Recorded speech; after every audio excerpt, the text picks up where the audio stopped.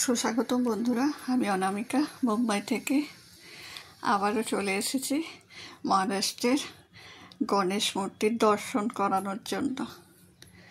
আপনারা লালবাগ রাজার দর্শন করেছেন, এখন চিন্তামণি গণেশ মূর্তির দর্শন করুন। লালবাগ রাজার গণেশ মূর্তির পরেই হচ্ছে চিন্তামণি গণেশ মূর্তি, মহারাষ্ট্রের ফেমাস গণেশ মূর্তি। গণেশ মূর্তির সাথে সাথে আমাদেরও ফটোশ্যুট চলছে।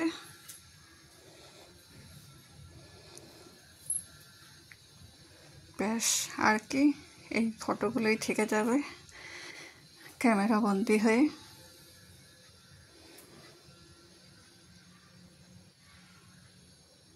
চিন্তামণির দর্শন তো করলেন, এই দেখুন সোনার পা, লালবাগ রাজার মতনই।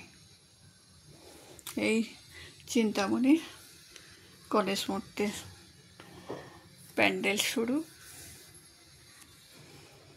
ওরা আগে আগে পালাচ্ছে লাইনে দাঁড়াবার জন্য, আমি আস্তে আস্তে যাচ্ছি।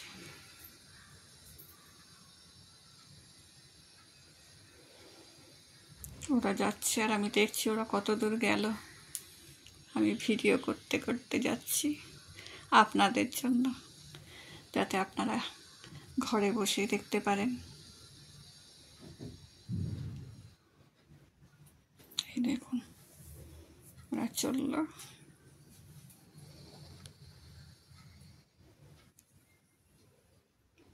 এই দেখুন লাইন পড়েছে চরণ স্পর্শের। লালবাগ রাজার চরণ স্পর্শ করার তো সুযোগ হয়নি, সৌভাগ্য হয়নি, তবে চিন্তামণি গণেশ মূর্তির চরণ স্পর্শ করার সৌভাগ্য আমার হয়েছে। লালবাগ রাজার মতনই চিন্তামণিরও পাটি সোনার। আরতি চলছে, তার ফাঁকে ফাঁকে ভিডিও ফটো লাইভ করেছি। এগুলো আশেপাশের ছোট ছোট গণেশ মূর্তি।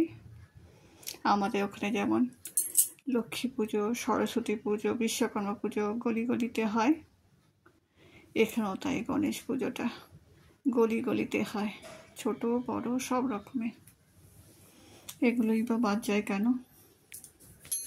এই দেখুন চিন্তামণির দর্শন করুন। এই দেখুন সোনার পা, কি সুন্দর। এগুলো আশেপাশের ছোট ছোট গণেশ মূর্তি, এগুলো বাদ যায় কেন? আপনাদের দেখিয়ে দিলাম। আপনাদের তো অনেক গণেশ মূর্তি দর্শন করালাম, কেমন লাগলো অবশ্যই জানাবেন, লাইক কমেন্ট করবেন।